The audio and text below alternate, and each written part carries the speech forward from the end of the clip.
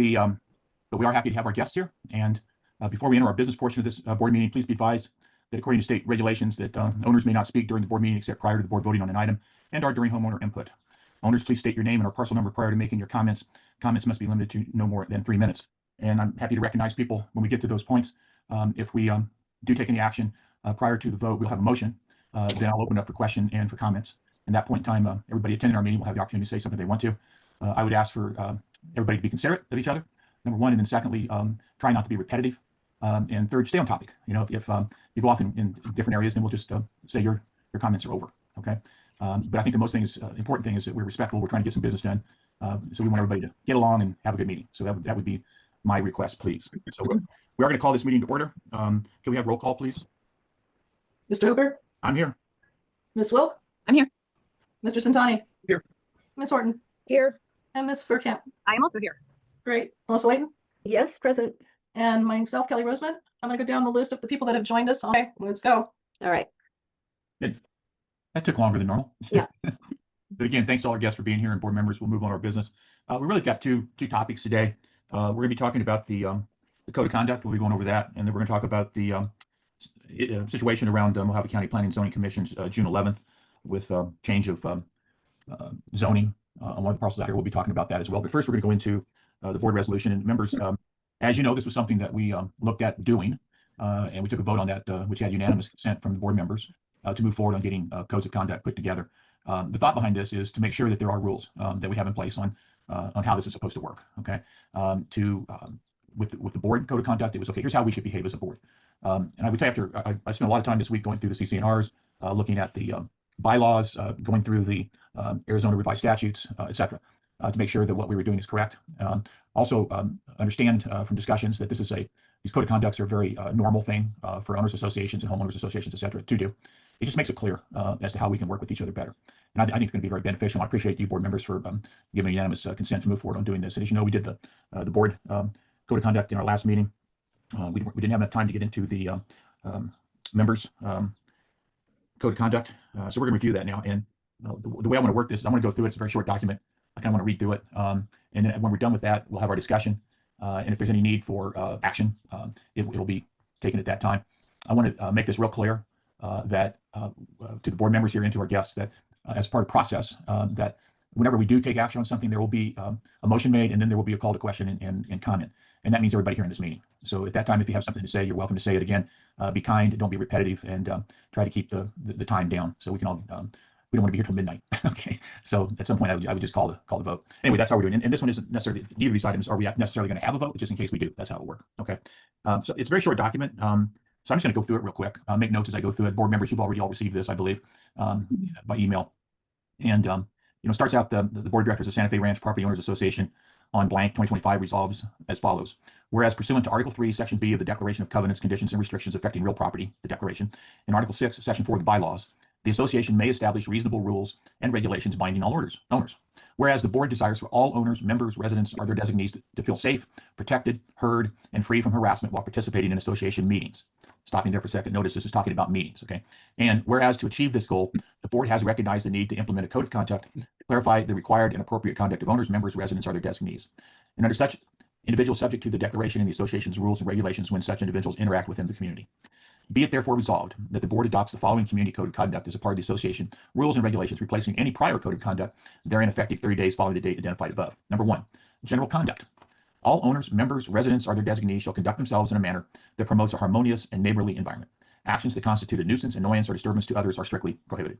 2, respectful interactions. Harassment, verbal abuse, threats, foul or inappropriate language, or any form of intimidation directed at other owners, members, residents, or their designees, association staff, or vendors will not be tolerated. All disputes must be handled in civil manner. 3, meetings. Conduct themselves in a dignified, reserved, and professional manner at all times.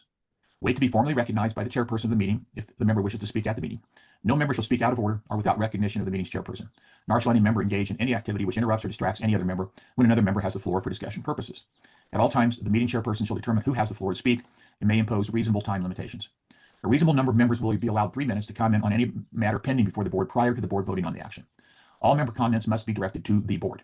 Act, speak, and communicate in a calm and reasonable manner in setting forth, elucidating, or underscoring any points to be made, or in resolving any issues under discussion or consideration. Refrain from exhibiting anger or hostility, and from directing verbal or written abuse, for instance, verbal or written language, it can reasonably be considered to be prejudicial, condescending, aggressive, belittling, or implied against anyone. Physical contact or non-physical harassment is prohibited. Refrain from making accusations against anyone which are needlessly inflammatory. Number 4, compliance and enforcement. Only the board shall have any authority to address violations of this code through written warnings, fines, or other enforcement mechanisms permitted under the declaration and rules and regulations.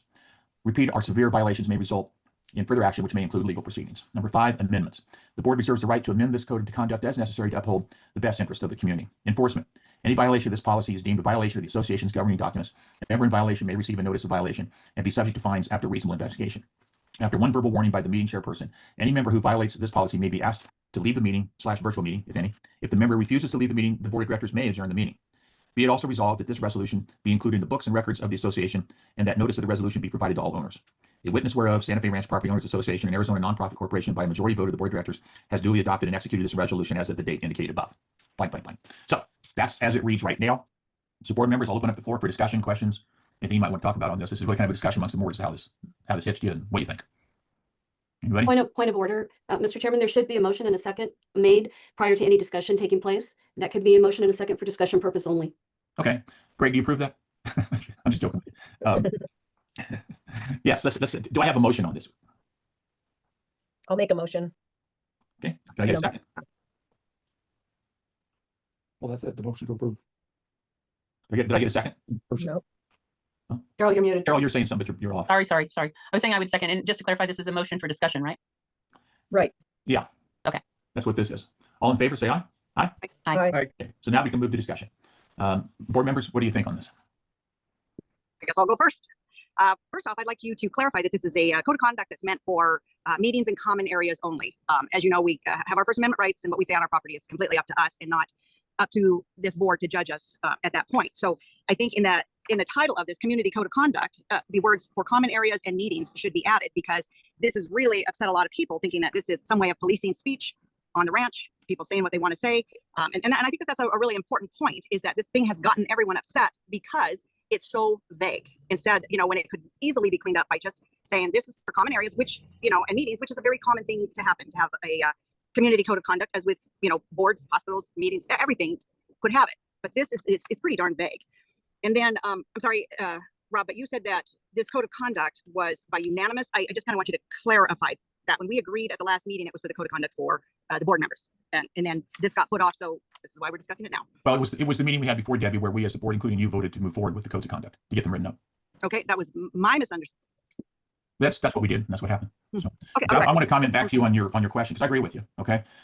If you look at the second clause, is whereas the board desires for all owners, members, residents, or their designees to feel safe, protected, heard, and free from harassment while participating in association meetings. It's pretty clear that this is about meetings. I have no problem in adding that to the title, but I want you to notice that that's in there. Okay.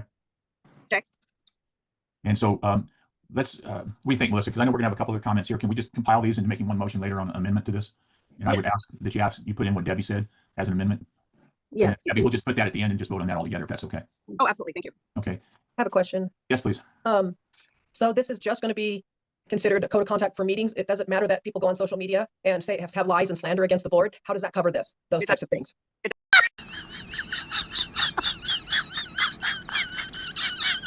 That has nothing to do with this code of conduct. We're talking about common areas. Should we ever get a community building or a community park, that would absolutely cover this. And I completely understand that. But as for what people do on private pages, what they do when they're talking to their neighbor is completely up to them. We're not the police. We don't have anything to say what anybody says on any Facebook, whether we like it or not. It's called freedom of speech. Yeah, we're familiar with that. Well, thank you. And I'm glad you used the word slanderous, because if there's slanderous speech, there's another pathway to take care of that. There is. Okay. And I think, Sharon, that the main intent of this document was to make our meetings go real smooth. Okay. That was my belief. That is absolutely what this is intended for, is the conduct in meetings. Yes.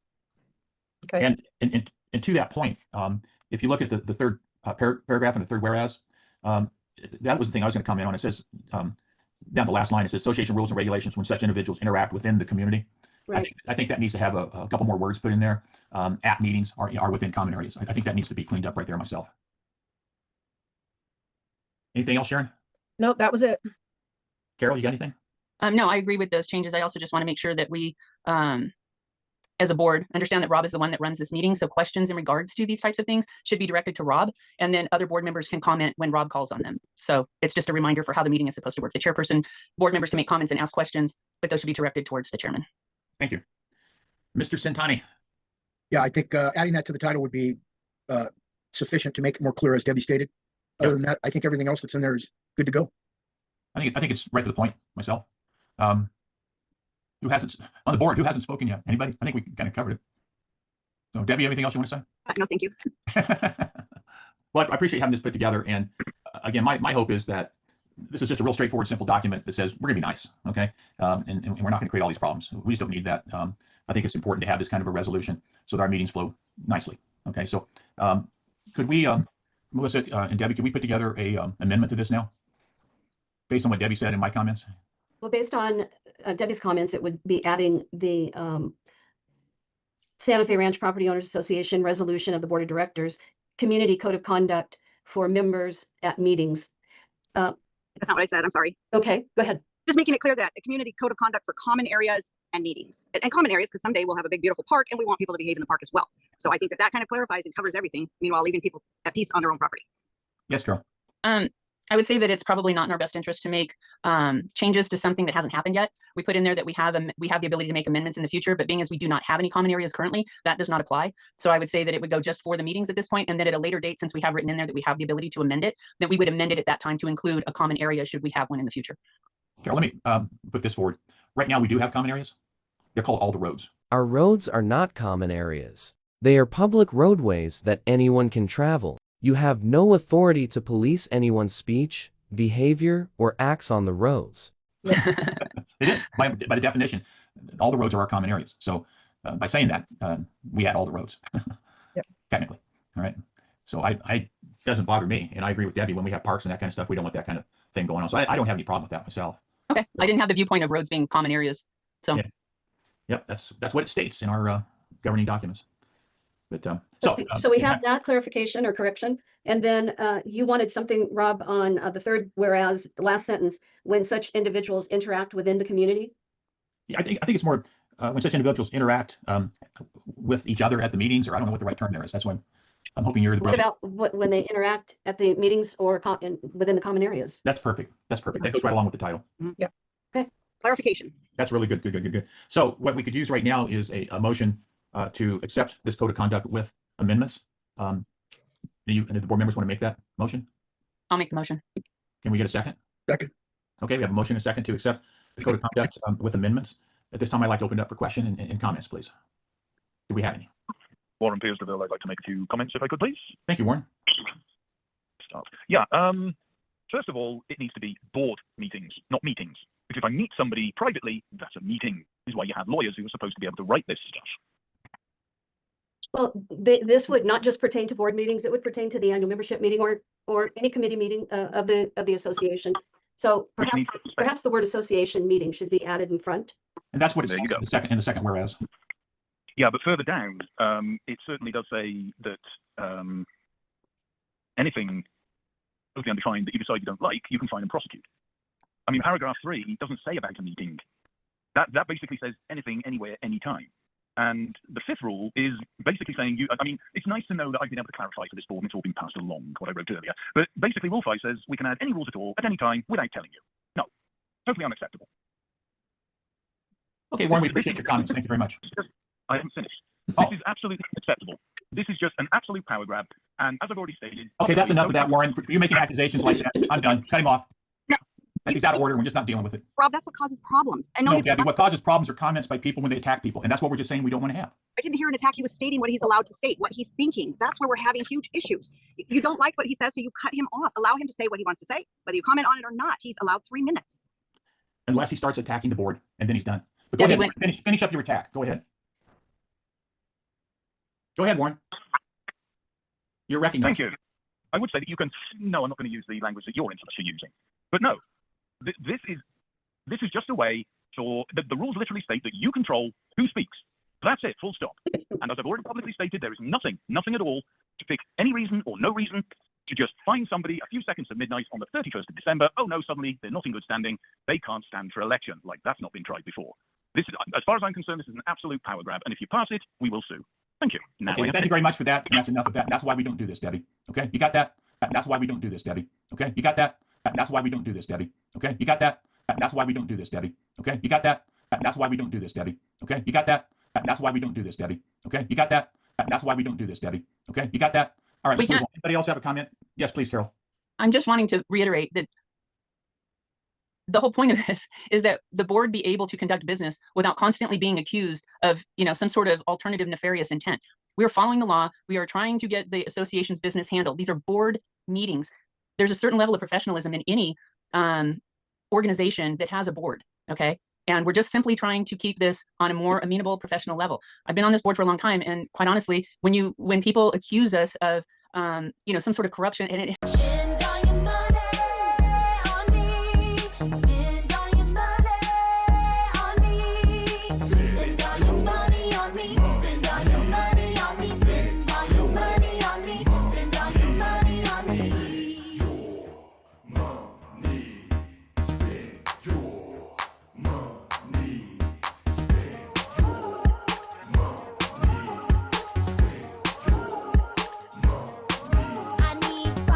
it happens all the time, but it's not true, and it's not conducive to us being able to conduct the business of the association.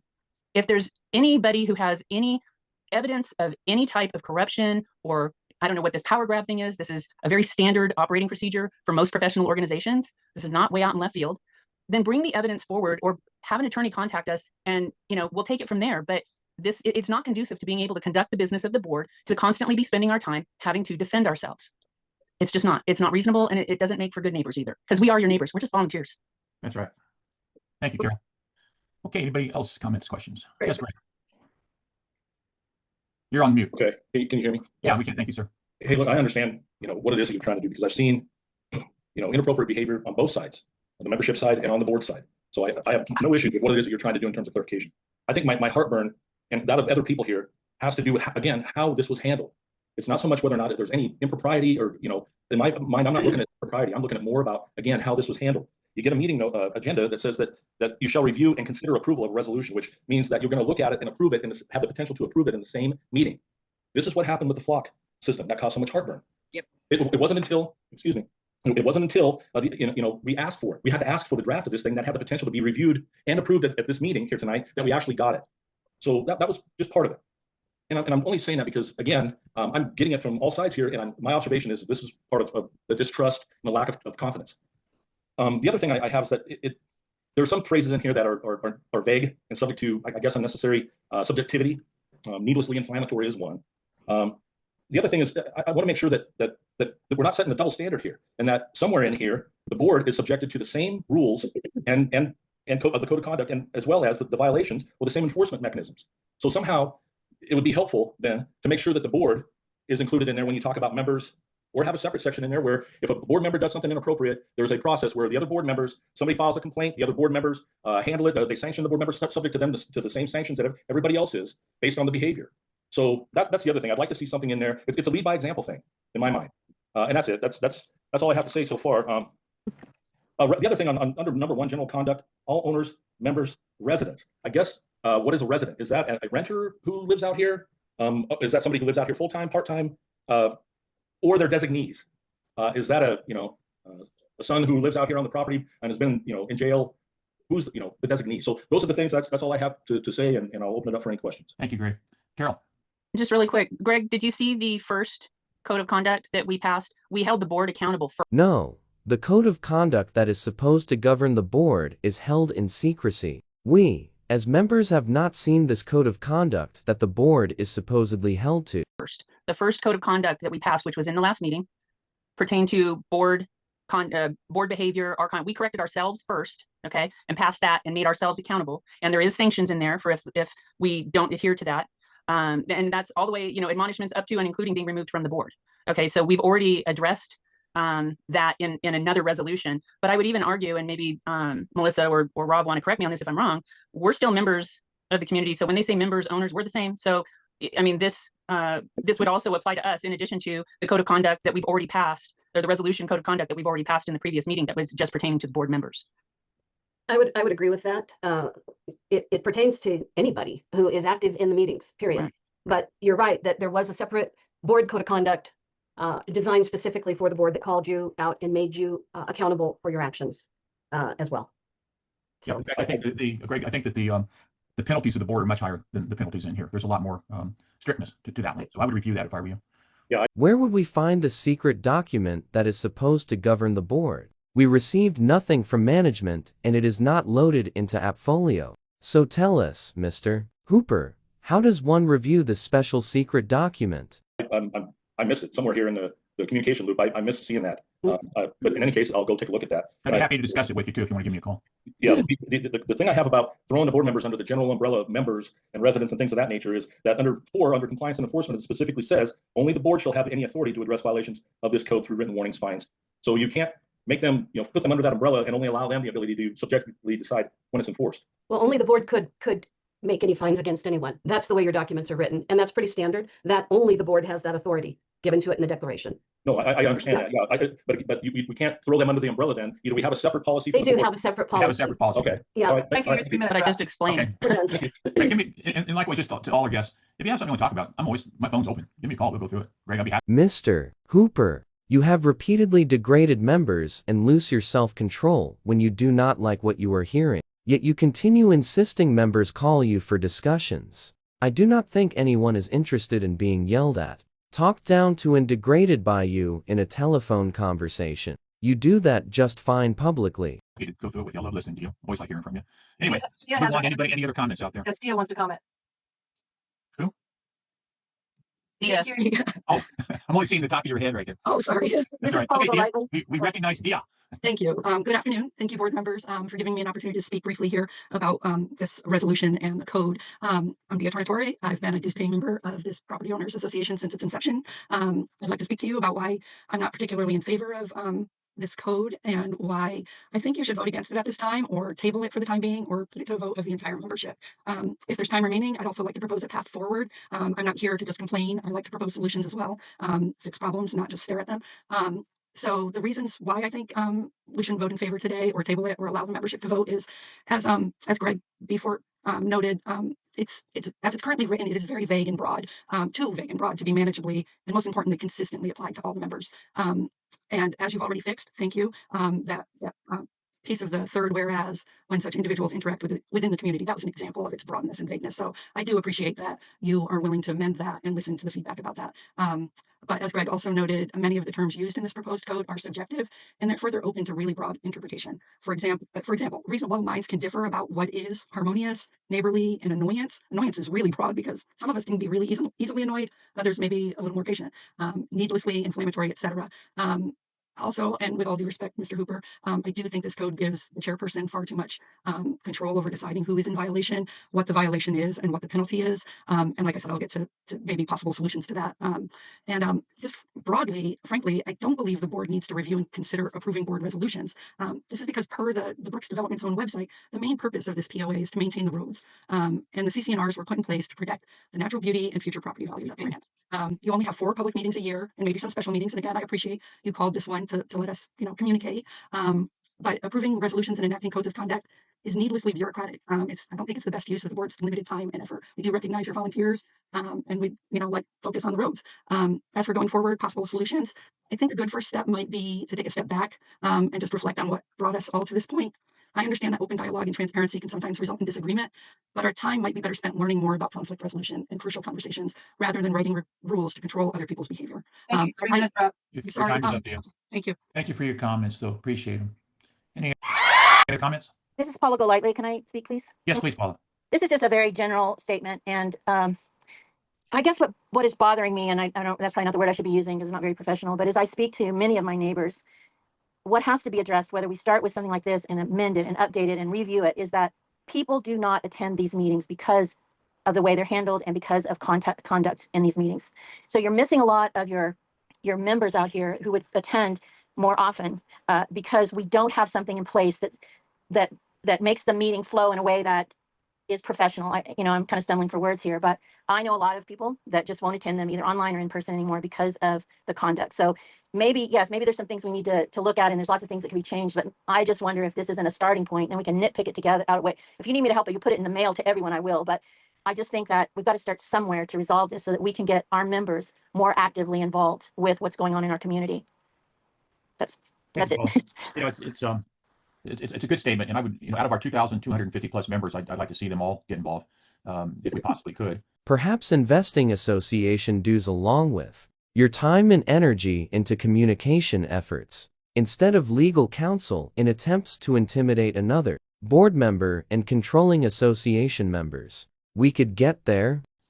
The idea behind this is just to lay down a very simple set of rules. We're going to be nice to each other. When somebody's got the floor to speak, don't interrupt them. Okay. Dee, I don't anywhere. I think it was you that said I don't have the authority to decide who's wrong. It's a board issue. Okay. But it's really clear in a meeting when you read our everything from our CC&Rs up through the state laws, that the chairman of the meeting is who runs the meeting, and it's up to the chairman to give the floor or to dispel issues. That's really the way it works. And so we're not creating anything new here. In fact, most of the things that are in here are already in our documentation, or they're in state law. I think just about everything is.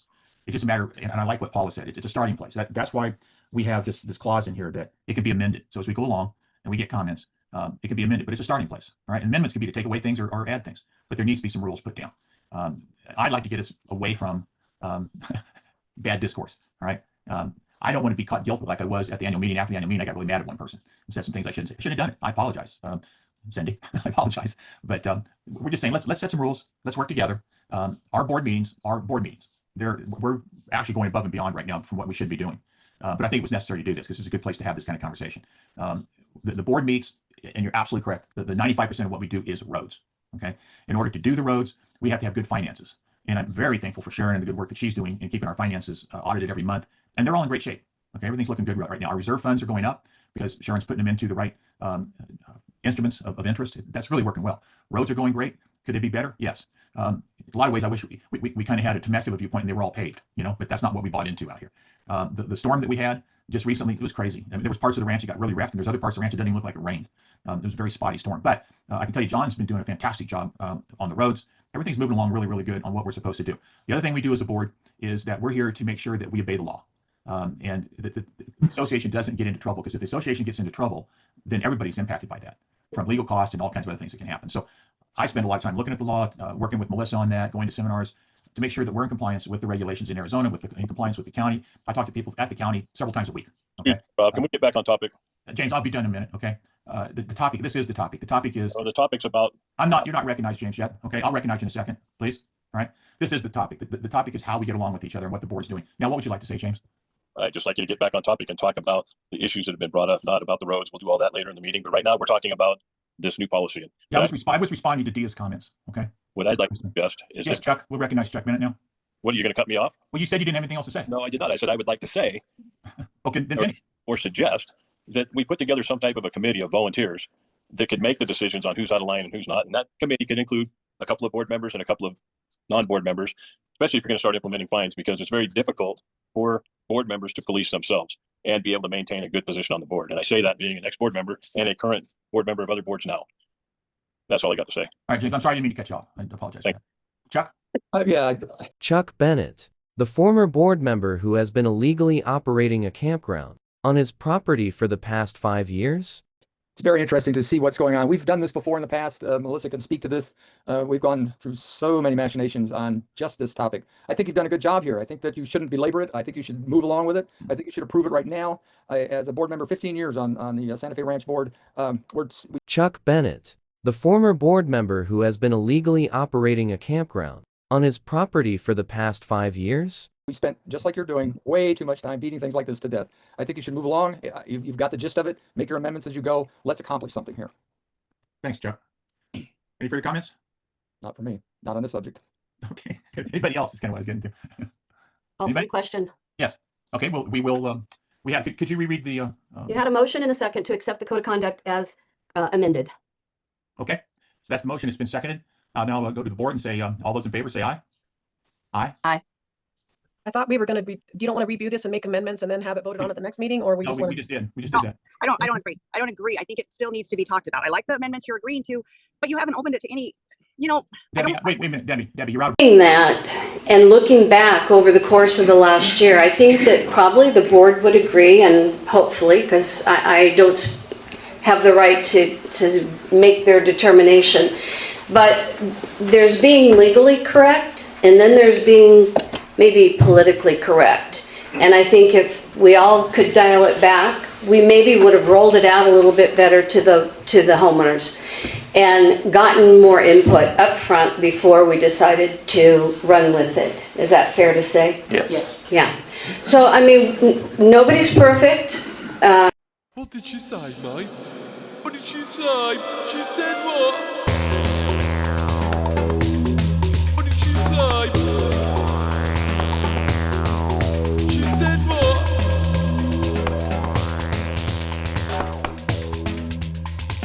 What did she say, mate? What did she say? She said what? Board, okay? oh, okay. We've had discussions. We have a motion. We have a second. And We you have a just, discussion. Now we're calling for the vote. That's the way it works. I'm sorry. So we have, can I get a roll call vote on this, please, Melissa? Yes, let's do a roll call vote. All those in favor of adopting the member code of conduct as amended, state your name and say aye. Rob Hooper, Rob Hooper, aye.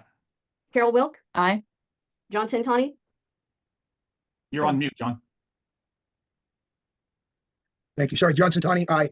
okay, Sharon, Aye. Aye. and Debbie Verkamp. absolutely not. Okay, no. No. Motion carried 4-1. Okay, it does carry. So this is Yes. now a resolution of the board on the community code of conduct. And like I said, I'd be very happy to discuss these things, and it's open for amendment as we move down the road. Yeah, Carol? No, that's what I was going to say, is just keeping in mind that we still have room to work on this. Right. Anybody who feels that they have a amendment that they'd like to propose to any of the board members, we can bring that forward in the meeting and we can open that up for discussion. But I do agree with Chuck. This is, and Paula, this is a good starting point. Now we can massage it and, make it better. Yeah, and I might add, Debbie and Greg and others, James, feel free to give me a call offline. We can talk about things like this. If there's things that you'd like to see on agendas coming up, want to be rediscussed, I'm more than open to talk about it. I think that's good communication. All right. So I'm here to do that if you'd like to do that. If you don't, then we won't. Okay. It's just that simple. All right. Moving forward. The next thing we have is new business. And this is an interesting one as well. And this has to do with a application that's been put into Mojave County Planning and Zoning Commission for their June 11th meeting by Chuck Bennett. Chuck Bennett, the former board member who has been illegally operating a campground on his property for the past 5 years, to change the zoning on one of his parcels to a commercial recreational type zoning. That's going to be on the 11th. I believe it's at 10 o'clock, if I got that correct. And it's stirred up a lot of conversation. I've had a lot of conversation. I've had a variety of folks call me on this, and some people are very happy about it. Some people are very unhappy about it, is what it comes down to. All right. I went through all of our documentation, and there's nothing in our CCNRs that prevents one of our owners, including you or me, to apply for a change of zoning. There's nothing in there. The one thing that's in there, and I've told this to Chuck, is that our clause number 5 in our CCNRs requires all owners to obey the county zoning codes. And I think that's an issue that we need to discuss, because clearly a campground in that zoning isn't approved by the county. it is more than violating Mojave County Code. The necessary Arizona Department of Health Services licenses and inspections have not been carried out for 5 years. Furthermore, they openly promote a policy that violates the Mojave County Parks rules and regulations for campgrounds. This is unlawful activity, and this should not be an item on our agenda to be considered or discussed as a property owners association. And I think as a board, we need to discuss, how we're going to handle this.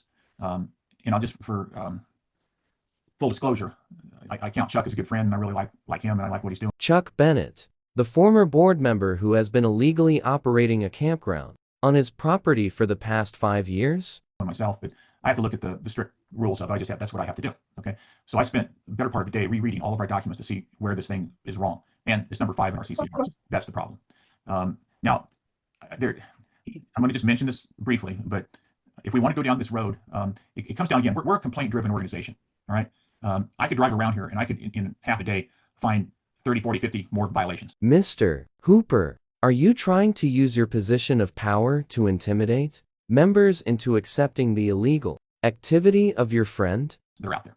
People living in trailers, this is and that's junk in plain sight. People have a bunch of vehicles parked outside that you're not supposed to do, dumpsters in the wrong place. There's a lot of that out here, okay? The CCNRs give the board the ability to enforce CCNRs, but as it states very clearly, not the obligation to, right? So we, just like the county. But it is important that there is equal and fair enforcement of the rules and regulations you do choose to uphold. You cannot decide to let your good friends get away with violations that you try to impose on other members. We're complaint driven. We just can't, we're not the cops. We're not supposed to run around every day and find things that are wrong, right? But if somebody complains. For management, we do a monthly inspection of the properties, and there are a series of notices that are sent to owners with fines. We also send the information to Mojave County and speak with them about the property and share pictures, because they're able to do sometimes more even than we are. Yes. So we do work with Mojave County. That is standard procedure. And though we can't get into specifics on a certain property, if nothing is resolved through the fining process, eventually there would have to be legal action unless the county can help us out, and they would take care of it through code enforcement. So that's our standard. Then we need to do something about it. And in this case, with Chuck's deal, we got complaints, right? There's others out here I'm not going to bring up, but there's complaints about the businesses that they're running on their parcel. Chuck has taken the kind of the move forward stance, which was to go and get try to get a zoning change, which is the appropriate thing to do for that. And like I said, there's nothing in our unless somebody can show it to me, there's nothing in our documentation that says you can't ask for a zoning change. If you own land, you can do that. All right. Whether it gets approved or not, that's another story. All right. There was a discussion I had about somebody who wants to open up a hair salon right out here. Well, there are county regulations that says, yeah, you can do that as long as customers don't come to your house. That doesn't work for a hair salon, but that's the regulation. All right. But you can apply to get a commercial zoning and build a little hair salon. I mean, you could do that by our regulations and by the county regulations. Now, whether they'll approve it, who knows? That's not up to us. We as the POA and as the board do not have the lane of authority to decide what zoning is. That's the county's lane. All right. We as property owners out here have the right to go to a zoning commission meeting and say, I don't like this and I don't want it to be. We have the right to do that. Okay. Just like an owner of property can say, I want to apply for a zoning change. You can do that. All right. Now, having said all that, my position, I'm going to, I guess I need to get Melissa, I got to get a motion, so I want to discuss it with the board or what? I don't quite understand that one. Before there is, well, I thought that, okay, let me just answer. Before there's discussion on a topic, there is to be a motion and a second. That is Robert's Rules of Order. Okay. Then you go to discussion before you take the vote. Okay. Then I'd like us to have a discussion, so I make a motion that the board members will discuss this. Do I have a second? I second it. Okay. All in favor? Aye. Aye. Aye. Okay. Any opposed? Okay. So I've kind of told you what my position is. And my position sort of, I want to make sure everybody's obeying our CCNRs without matter who it is. At the same time, I don't want to prohibit owners from doing what they're allowed to do under county and state law. That's my position. Any comments or questions from the board for discussion? I have a comment. From what I understand, is Chuck's been running this camp for a while, like 5 years, I believe. And have we ever received a complaint? Yes. Melissa, or from? I have not. Okay.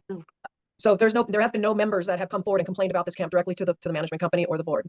Not to the management company, but to me. Okay. And then you didn't bring it forward to the management company. Were you on the board at that time, Debbie, or not? It was just very, very recently, and I think I did. I have to go back in my emails because I advised her to contact the management company to discuss this, and I'm pretty sure I have to go back in my emails. But I'm positive that I did tell her that it is. I told her she needed to contact. She did contact. We have her letter to contact Melissa and Robert Hooper about this. Okay. But did you guys receive anything? I believe that is a letter that just was received yesterday. Now that Debbie's saying that, it went directly to Rob, but we do have a copy of it as well. But those are the recent ones we're seeing right now. We just got I know, because you sent them to me as well. I'm talking in like No, when it started. Is this the first complaints that we've ever had because of this campground? That is the first complaint. But that's my first point, is that he's been operating this thing with hardly anybody even knowing about it. So obviously it's more of a quiet type resort. It's not RVs. It's not not off-roading. I get why people are up in arms but the Dutch flat plans, which is now the general plan, does allow for resorts. The most recent Mojave County Planning and Zoning Committee meeting held on June 11, 2025, has suggested to remove all commercial zoning within the Dutch flat plan along Alamo Road as part of the new 2025 Mojave County General Plan due to community conversations. The other area we made some changes is in the Yucca area. So that Dutch flat area plan that I talked a little bit about earlier had a pretty wide range of uses, including some commercial development, which is that pink color, kind of here south of, this is the proving grounds there, and coming down Alamo Road, there were little pockets of commercial. The comments that we received at our meeting in Yucca were that They didn't want commercial along Alamo. They wanted the more rural designations, those larger lots. Most of the lots, as you move to the south, are there's a lot of 40-acre parcels. Some of them have been split kind of 4 ways down to 10-9 smaller lots, but still all over 5. And so for this area, we took those comments and we're looking to change a lot of that area to our rural development area to better match what's existing out there and what the folks in that community wanted to see. In the Dutch flat plan. So as far as the county is going to go, they're probably going to approve him. But for me, I understand why the neighbors might think there'll be more traffic, more things going on. I did read Chuck's statement to the county. I think all his intentions are good. He's bringing people out here to have a quiet camping experience. I thought it would be nice if we even let Chuck have the floor and explain exactly what he's doing so that we have a more thorough idea of what he's trying to accomplish here before we make any decision as how we're going to handle it as a board. Couldn't agree more. I just wanted to get some comments prior to asking Chuck to do that. So those are good comments, I think. Very good. Board members, any other comments? Yeah, I would just like to say that part of the concern is that this has been operating for 5 years, and that kind of opens precedence for others to break the rules as well until somebody finally says something. And it's on the web. You can find it on the web at a couple different. It's some kind of a camping website, and you can find it on Airbnb. The house goes out. So this has been in operation for 5 years, and I'm just saying, as a board, if we don't kind of take this up and come up with a solution, anybody could do whatever they want until they're caught. They're doing it now. They're all doing it. But that doesn't make it right. No, I know it doesn't, but you can't catch them all unless you someone complains. For management, we do a monthly inspection of the properties, and there are a series of notices that are sent to owners with fines. We also send the information to Mojave County and speak with them about the property and share pictures because they're able to do sometimes more even than we are. Yes. So we do work with Mojave County. That is standard procedure. And though we can't get into specifics on a certain property, if nothing is resolved through the finding process, eventually there would have to be legal action unless the county can help us out and they would take care of it through code enforcement. So that's our standard. Yeah. And I'm saying there's been no complaints till now. Yeah. And so now we have a complaint. And that's why we put it on the agenda for this special meeting to discuss about it. All right. So that's what we're doing. All right. Anyway, any other board comments or questions? Point of order, we are not really at this meeting to discuss the complaints on a specific property because that would be held in executive session. It's improper for anyone to, in open meeting. We are here to hear from Chuck Bennett as to what it is that he intends to go before the county and ask on a rezoning. Okay. And if the board then wants to take this matter up further, we'll do that. Okay. So I agree with you. And I think that's a good thing to do. So Chuck, why don't we turn over to you so you can explain what you're doing. Thank you very much. I really appreciate it, Rob, and I appreciate the board's early comments even here. One of the pages in the planning and zoning report talked about turning it into an RV park. I've contacted the county. That is absolutely not true. And they have taken it out. It will not be in the documents that you're going to see on the 11th at all. And I've been promised by 2 people at planning and zoning that would happen. So what we have here is campsites out here on Santa Fe Ranch. And the Article 5 that Rob's alluding to is the county enforcing. This is the job of the county to enforce illegal campsites, a beauty shop, whatever you want out here. So yes, the board can come through and augment that and ask the county to do something. We've done that in the past. We've never gotten very far, but that doesn't mean it's not worth doing. So what I'd like to go through is just kind of what I've got here. So if you look at a map of the area that we're talking about, an Arizona map, you'll see there along Alamo Road, a spot there called Roadside Tank, and you'll see next to that a pond. And that pond is half on my property. And what that's used for is the Barris Ranch, Cattle and Guest Ranch. Basically, they collect their cattle there. They still do it. It's been going on for over 100 years. That's a commercial operation. Their pond is half on my property. And if I wanted to, as you all know, I can legally run a fence line right through there. But it's very interesting. That area ought to be called a museum. It's got really old loading chutes for cattle, old railroad posts. They have scraped the ground out to create this pond, and they've created a big long dike along one side that actually touches my property. I get along very well with them, and I'm happy to have them there. I'm happy to have them continue doing what they're doing because upon approval here, it's a point of interest for tourism or whatever. And they are very much in favor of the campsites that have no effect there. And so they are a supporter. The person to the north of me is also a very strong supporter. And then I have only 3 people have contacted me, and 1 couple is neutral, but they're not out here. They don't come out that often. And I don't want to fence them out. I'd rather it be a campground area that they can witness, see cattle. We take this area out here, some of us do, for granted, but it's a beautiful, beautiful area to so many people all around the world. And they come out to visit at the Airbnb, and they love the place, and they are very respectful, very up quality people. They come from Germany, from England, and from all over the place. And I never thought we'd be a destination, but they just love the place. They love the peacefulness. They love the starry nights. I want to keep it a campground area so people can enjoy it out here, and I can share what we have. 5 people that I know of have actually bought stayed out here and then ultimately bought property out here. There could be many more than that, but I know of 5. And we have a community garden located on this property that I put up at my expense. It's a 30 by 40 area. It's all fenced in. It's netted, and it's like 20 feet high, and so we could grow fruit trees in there. So I invited the community to actually share that community garden. I've got plenty of water at this location, and we're very lucky in that regard. So I'm just trying to keep it natural, keep it nice, keep it so people that can visit here maybe want to live here. And we're all baby boomers in this county. Let's just face it, and we're slowly dying off now. Nope. No.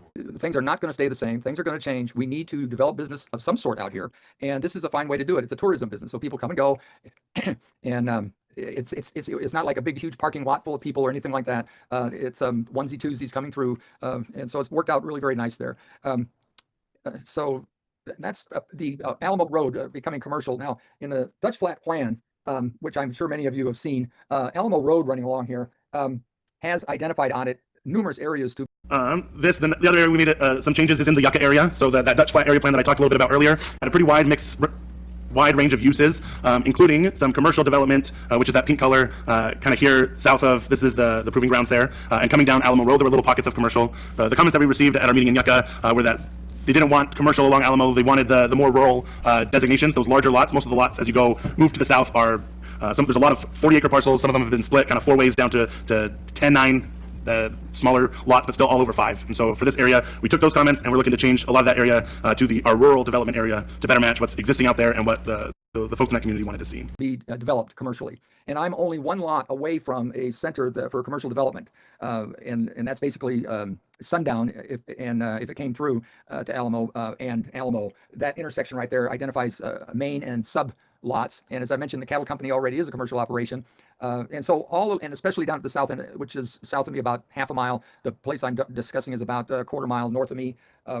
And those places are all already identified for development. So I think it's important that we think in a positive way about development. There was comment made earlier about a community center. If any of you have gone down Alamo Road and crossed that cattle guard down there, in the southwest corner of that is a very large lot that's identified to be a community center for Santa Fe Ranch. I'd known about that, but I forgot about it. Up by La Cienega and Alamo, a big proposed guest ranch is identified there. Where La Cienega comes out at Alamo on the north end, a very large development area is proposed for that. So nothing has happened in the last 20 years. And the Dutch Flat plan was made up by local people that lived out here 20 years ago. I have the full copy here. It's very involved. This has all the maps, all the identification, and the people just identify a property like this, a community campground, as being a very ideal way to kind of move into a community. And we're not going to ever be truly a community until we start organizing some businesses in some way. We've got to get people to be out here and to be able to do business. And business means employment. And so we've got a lot of ideal things going. And I've had a lot of positive input on this subject. But like we're hearing now, I am hearing some negative comments. So that's pretty much it. And I'd be happy to answer any questions. Can I ask you a question, Chuck? Sure. According to the websites and that, it's pretty much just glamping with tents. Yes. And I think everybody's biggest concern is bringing in more ATVs and all of that, because we've all seen these Jeeps that are there. It seems like there's more and more of these Jeeps that are flying down the road. We've seen more dead poor little cows than in the whole time I've been here. And so I think that's everybody's concern. That's a thought of mine. I'm not speaking for everybody, but I guess we just kind of want to know what kind of campers you've got coming your way. Well, I did mention earlier, and they come up from Phoenix, they come from Las Vegas, obviously, but visitors that end up at the Grand Canyon come through on their way when they're headed out to Los Angeles, places like that. They are desperate for a change of pace. They don't want to go into these big national campgrounds where everybody gets all banged together and whatever. We've spotted our campsites, so we try to make it so you can't see each other, but you can. But still, you've got a lot of time and space to yourself. You're separated from all of that. I don't know what to say about. I've seen those. I've seen as many as 40 in one just long haul down Alamo Road. I don't know what to say about that. That's way too much for me. But these, I don't think I can respond to that I can have any impact on four-wheelers and what have you. Are they allowed at your campsite? Well, we can take as many. Well, 3, 4, 5. I think we've even had 6. But that's 3 couples in the house. They're very thoughtful, very nice. They very considerate. So, I mean, even in the four-wheeler situation, you're going to have all kinds of variety. I don't think the kind that you're talking about, Debbie, that you're going to see at our place. They don't feel like they fit in there. But I'd like to develop this to be even possibly a little health retreat once in a while, a garden retreat where people can learn about gardening. All kinds of opportunities are there, but I can't do anything more than I'm doing right now unless I get a commercial. So I think some of the problems, well, the four-wheelers, I don't see as somebody that I'm going to cater to. Thank you. I was just curious, and I'm sure that question was on other people's minds as well. Sure. And Chuck, Mr. Rob, I believe that some of the folks that have come out have actually ended up buying parcels out here. Is that Yes. correct? Yes. How many so far? 5 parcels have been sold out here that I'm aware of. I had a guy come out from Kansas, of all places, and he has a tequila distillery back there in Kansas City. And he's come out here because he wants to grow agave out here. And could you imagine agave farms out here? He'll pay $2,200 an acre for raised agave, and he will take it and process it in Kansas. He's been having to go down to Mexico to get his agave, and the county is just so on top of this. There's evidently money available to put in a well, and not Mojave County specific, but there's federal government level that will actually pay to put a well in, with the caveat if there's no water, you have to pay for it. Okay. So just to bring us back into Sure. kind of where we are, we opened this up for discussion amongst the board before we did anything with it. You know, and I'll just add my 2 cents worth in. And like I said, to me, the real problem that we have jurisdiction over is clause number 5 in the CCNRs that requires that all of our owners obey the zoning regulations. Typically, what we would do as an association is to issue a violation letter. Okay, we've done that just recently. Well, 60, 90 days ago with another owner. They're running illegal business on their property, so we sent a zoning notice out. I'm sorry, a violation notice out. Then they had 30 days to respond on what the solution is going to be. Those 30 days went and passed, so the second letter was sent out, which is our standard policy. And since we haven't heard anything back, then the only thing left to do, which is what we do, is levy a fine. If the fine is not paid and the solution is not taken care of, the next thing that happens, first off, is that owner is no longer in good standing and can't attend meetings and can't vote. But then the next thing that happens after that, if it just goes on and on, we have the right, but not the obligation, to foreclose on that property. We don't do that, just to be honest with everybody, mainly because it costs too much to do it. Mr. Hooper, are you trying to use your position of power to intimidate members into accepting the illegal activity of your friend? But there's some folks that owe so much money to us. It's another topic, Dan. I'm sorry. But that's something we're going to deal with. But anyway, I feel like as much as I love Chuck and what he's doing, I really do. I feel like that there's been a violation here, and I'd like to see us take that on in the proper way. And I believe that we, you know, if I was going to make a motion, it would be to do our normal, usual thing here and issue a violation letter and give Chuck the opportunity to come back to us with what his plan is to do something on this. Now, I might add also that Chuck's already doing what he should be doing, which is taking this to the county, and we have no ability to tell the county what to do or what not to do. We can certainly take it into and make our opinions known, okay? But we don't make the decisions on zoning. The county does. It has nothing to do with us, frankly. But I do think we need to treat this like we would any other situation where there's been a zoning. According to number 5, you can't do that. So anyway, It is more than violating Mojave County Code. The necessary Arizona Department of Health Services licenses and inspections have not been carried out for 5 years. Furthermore, they openly promote a policy that violates the Mojave County Parks rules and regulations for campgrounds. This is unlawful activity, and this should not be an item on our agenda to be considered or discussed as a property owners association. that's my thoughts. Carol, did you have anything else you want to say? No, I'm going to stick hard and fast to specifically what the topic is here. And there's a whole process as far as zoning goes. He's applied for a zoning change. People can go to that meeting and support or offer their disagreement with it. The Zoning and Planning Commission will take all that into consideration, and then it'll go to the Board of Supervisors, where people have another opportunity to speak in support or against it. And then the Board of Supervisors does what they decide to do. Until all of that happens, the association itself, the board members, we don't really have a say in that. Like Rob said, there's no we can't prohibit somebody from requesting a zoning change. Right. So we've had situations where we've attended these meetings before, and we opposed like the commercial dirt bike track that they wanted to put in right in the center of the association, the residential area. And we went to those meetings and we fought hard against that. And ultimately that was denied. So, it's a case by case basis. We only have so much, we don't have any more say in it than any other member of the community at this point. Okay. John, do you have anything you want to say? I think Carol said it a little longer than she wanted to, but that's pretty much it. You're absolutely right though, Carol. And I agree 100%. So let's move forward. All right. It's an hour and a half meeting already. I know. I'm sorry. No, I already said what I need to say. Okay. Did I miss anybody? Sharon, you already got it. Okay. Then, 2 cents in. What I think that we are we're obligated to issue a letter of violation. I'd like to make a motion that we issue a violation letter to Chuck for number 5 in our CCNRs. But Second. everybody, he has the opportunity to come back with a plan. That's my motion. I got a second from John. Second. So before we move any further on that, we'll open up a call to question for any comments. Yes, Carol. Well, my question would be what Melissa said earlier. We don't normally discuss violations in open meetings for privacy purposes of the owners themselves. So I don't even know if this is appropriate. Melissa, can you comment on that? I did say that early on, and I don't think it's appropriate to make the motion at this time. I think that what we were going to do is determine by the board whether or not you intended to take any kind of a stand at the upcoming planning and zoning meeting. And if not, then I think the matter is we move on. If you decide you do want to take a stand, then we'll go ahead and have that as a motion. In terms of any other motions for any disciplinary actions, I believe that should be moved over to executive session. Okay. One last comment. Yes, Carol, please. There's nothing for us to take a stand on right now, in my opinion. There's simply discussion that's been happening because it's affected the community, and he's applying for a zoning change. That's it. That's got nothing to do with us. We can't stop it. We can't, nothing. Okay, I agree with those comments. Any other comments? Then I would withdraw my motion. Okay. And plan to move it to another meeting.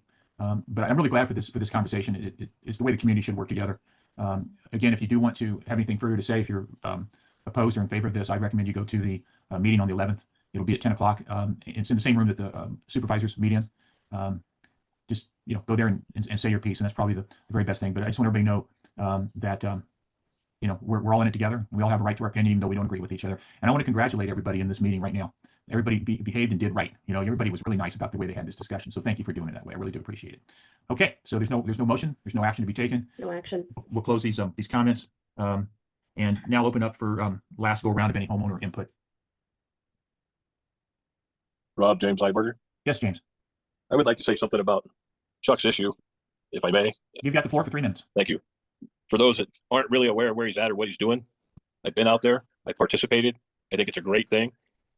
I myself had a campsite out there until I found out it wasn't legal. And before I got myself in trouble, I abolished that almost 4 years ago and canceled my membership with Hip Camp. But in the time frame that I did have my campground, I never had anybody out there complain, any neighbors complain.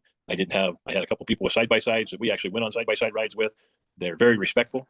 I've met some of Chuck's campers when they've been out there, and they've always been super appreciative of our environment. This is a whole different thing than having like the motocross track, if you will, or an RV park where people are just passing through and want to see what they can get away with. But so for those that are opposed to it, if anybody wants to reach out and talk more about it, I'm more than willing to entertain that conversation.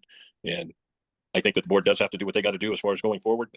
My suggestion would be let him have his chance. If he gets it rezoned, then going forward and wasting a bunch of time writing letters and stuff might not be to anybody's benefit at this point, because it's that time and he's coming up in a few days to have his hearing, so, or his opportunity for it. That's just my input. Thank you. Thank you, James, for those comments. I do appreciate them. Any other owners' comments? This is Paula Golightly. Hi, Paula. Since I don't know if this is appropriate, but since Chuck was allowed to speak about what he's doing, is it okay for me to ask him a couple of questions that are concerning to me? I'm okay with that. And just so everybody knows, Chuck was not doing a 3-minute time thing. I asked him to come here and make a presentation, right? Which is what it is more than violating Mojave County Code. The necessary Arizona Department of Health Services licenses and inspections have not been carried out for 5 years. Furthermore, they openly promote a policy that violates the Mojave County Parks rules and regulations for campgrounds. This is unlawful activity, and this should not be an item on our agenda to be considered or discussed as a property owners association. Oh, that's fine. Yeah, so I'm okay with that. I don't think we break any rules by doing that. No, it's fine for homeowner comment to do that. She's got her 3 minutes. Well, and so Paul, you wanted to ask Chuck a question, so please go ahead. Yeah. Okay. First of all, in your application, you said that off-roaders want you to expand. So what does that look like? And then also in your comment just earlier, you said you can't do any more if it's not rezoned. So what is the more that you may be asking for if you get rezoned? Well, I'd add a few more campgrounds, campsites, just the campsites. And these are, like somebody else commented, they're called glamping sites. And basically it's a 10 by 10 tent on a wooden platform with a queen size bed in it. And so I put up a few more of those. The side-by-siders that we've had there, and we've had as many as, I guess 4 vehicles parked, and all stayed at the Airbnb, by the way. And they're much like Jim Lieberger was talking about. They're very, very sweet people and very respectful. And while you see them roaring up and down the roads, and it gives me an attitude. You meet them one-on-one. They're interesting, nice people. But my focus is not going to be to get the whole crew to come out and take over. I'm not going to stand for something like that. Thank you. Do you have another question, Paula? Well, I guess this is just kind of a general comment, if I could. I've heard this argument many times that, we're going to have a community center, we're going to have whatever. Well, I think this Dutch flat plan went into place, 20 years ago. We see no improvements. We also still have never been annexed into Yucca because we can't get people to vote. And we still have no actual emergency services, no police enforcement. And I think that we need to drop this 20-year-old plan when we talk about, I just think that it becomes a moot point because, yeah, it may show it on a map, but I've heard nothing about it happening. And so one of the things that this has come up in a couple of other discussions that, oh, well, we want this. Well, that's all well and good, but we just keep, if we're bringing more and more business out here, then it seems like we might want to target trying to get us some emergency services in place for not only if Chuck goes forward, but with other things that go forward. So that's part of what's available in our community, and not a 20-year-old document that says that's what's going to happen and it hasn't happened. Yeah, Paul, thank you for that comment. I just want to give you some back, and Chuck's got a comment on that. It is an old document, but I hate to tell you this, but it's been now added to the general plan, the master plan of the county.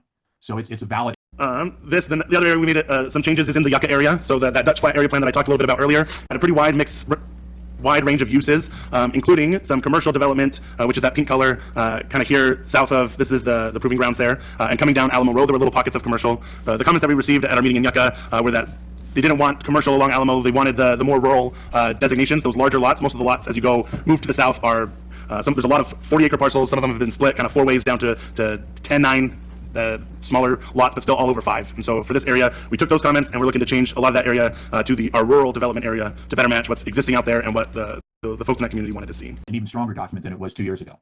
And so therefore it is county regulation. And there's been other cases where there was some really bad stuff that was going to happen, and it was the Dutch flat plan that protected us from having that happen. So there's always two sides to everything. The Dutch flat plan, and I know what you're talking about, Paula, when we were at the 99 annual meeting, when Mr. Brooks presented everything that was going to happen out here, he sold a lot of land on that weekend. And I saw where the schools were going to go and where everything was going to go. And I also agree with you, Paula, that we need emergency services out here very, very badly. We really do. John Santana, you were talking about the ambulance and helicopter and chasing around to find each other out here. We've got issues that we got to deal with. And as we have growth, these issues are going to become stronger and stronger. And like it or not, we're getting growth. According to census data, the Yucca area has experienced a decline in growth, while Mojave County as a whole is projected to experience some growth. The town of Yucca is not a part of that growth projection. Why do you and certain past board members insist on trying to push services that the community cannot support? There are no fire or medical services, no water, sewer, or power. Yet you all insist that what we need is commercial development to improve the area. Where are you getting your economic information from? Okay, so it's how we manage that growth that counts. Therefore, I'm thankful for the Dutch flat plan. I'm thankful for the CC&Rs. I'm thankful for our bylaws and the county ordinances, because within that, we can manage how growth happens. It's not a free-for-all. As Chuck, you've told me before, we don't want to become another Golden Valley here, which is why those rules count. So, Paul, I appreciate your comment, and I agree with it. It's just that we do have these things. There's more than just what was promised. There's actual rules in there that we have to abide by because it's a county ordinance. Now, Chuck, you were going to say something? Well, I just also wanted to back up what Paula said. She's correct in many of her points, but I would take great exception to the Dutch Flat Area Plan as being jettisoned into the trash. There's a lot of work in that plan. If you take any time at all, and it sounds like you have, Rob, there's a lot of really good information in there, and there's a whole list of people in the front of this thing that were part and parcel of it, and a lot of their volunteer time got taken to put this together. The other aspect, though, and she's requesting all these services, but we're in a big catch-22 there. If you got the business and you can see that the community is going to actually grow, then the county's going to come around, and like they are the roads and the paving that's going along Alamo now. We are growing, but just not fast enough. Nothing like the 1999 meeting. All those promises are gone, but yeah, I think it would be a giant mistake to not pay attention to this Dutch flat plan. You go down to the county, though, they don't have books like I have one of the original books on this, but you can download it off of their website, but they have to go looking for it and find it. And I would strongly suggest that some of you who are that interested download that plan. I think they say they don't have the maps in there, and boy, the county does lousy maps. It's just but you can read them, you can understand them, and you can get through it. It just takes a lot of time the legends are such tiny type for old eyes like mine. It's been painful at times, but yeah, let's not jettison the Dutch flat plan, and let's just continue to work together. Yeah, and then Melissa, we used to have that up on our list of files. On the portfolio, it's on the portal. Yeah, it's on there. We put it out there a long time ago. Yeah, it's under shared documents, I believe. I believe it is. Yeah. Yes, I've read the Dutch flat plan from cover to cover several times because it was information I needed before I bought my property. Good. I'm just saying that I don't know if, all I'm saying is it seems that 20 years is a long time, and I realize the whole dynamics of this, but I just wonder how long it will be with our growth before we have emergency services. That's my point. I couldn't agree with you more. There's another thing, which I know I'm kind of getting off topic here, but we'll take this on in detail later at another meeting. But we are philosophically, I guess, the way to put it, the largest improvement district in the state of Arizona. If we ever pass the final vote of all the people in this area to allow that to happen, that would create a whole other fund to be put together, which would end up being an add-on to your property taxes to do all kinds of stuff. Okay, it's never been taken forward. don't think we could ever get it passed. It's kind of like our changing anything in our CCNRs, 2/3 majority vote isn't going to happen. Perhaps investing association dues along with your time and energy into communication efforts, instead of legal counsel in attempts to intimidate another board member and controlling association members. We could get there. We're just stuck on that stuff. So what we have to do, Paul, is work within the rules that we have. And where there's an emergency, go for a resolution. We check with our attorneys to make sure we're not against any of our own documents and we're not against any of the state regulations. We don't want to go there. Okay. We can never undercut a county ordinance, but we can overplay it. Right. It's just like living in trailers out here. The county's regulation is lower than our regulation. Right. And that's okay. But if we tried to make it the other way, it would not be okay. Right. So do you understand what I'm saying? It's important that we have these discussions, that we're all on the same board. So I thank you all for that. Is there anything else so I can quit talking? Anybody? Yes, this is Rick Crawford. I'd like to say something. Sure. I was around back when the Dutch flat plan was being developed. I attended several meetings, and I think it's a very solid document. I think it really adds value to the community. And as someone who's looking to maybe invest more in the area, I think things will start to develop a little faster now. And with that growth and development will be opportunities for other services. Yes. But the development has to come first. Yep, they got to be balanced. I appreciate you saying that, Rick. When you read the Dutch flat plan, there's a chart in there for land use that's put forward. Keeping in mind that this is now been ported up to the master plan, so it has a lot more teeth than it did 2 years ago. But there's a chart in there for use. And I can't remember the exact acreage, but it was something like 3,800 acres dedicated to resorts. It was something that's approximately the right number. And it even has, as Chuck pointed out, it had it delineated where that was going to go. And there's spots along Alamo Road where they recommended it to go.